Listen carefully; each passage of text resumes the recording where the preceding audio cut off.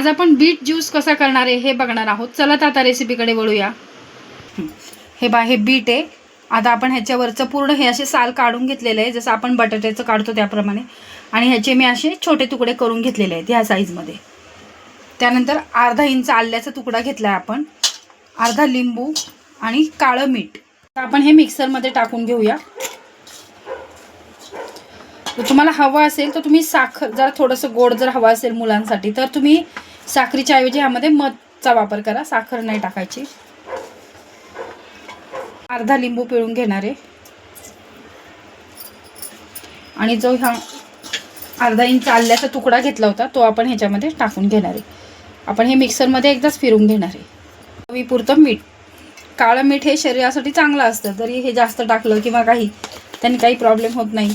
किंवा BP जर असेल कोणाला तर त्यासाठी सुद्धा हे काळं मीठ तुम्ही रेग्युलर जेवणामध्ये पण वापरू शकता.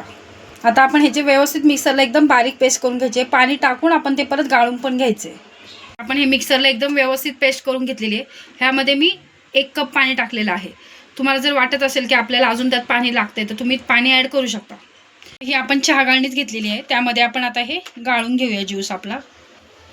असं व्यवस्थित करून घ्यायचं आहे, ते सर्व करून घेऊया.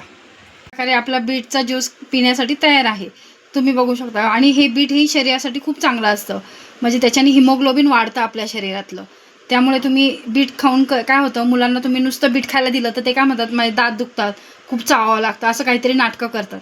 तर तुम्ही त्यांना असं ज्यूस करून दिला तर ते आवडीने पितील आणि छान वाटतो त्यांना. दिसायलाही तो खूप सुंदर दिसतो.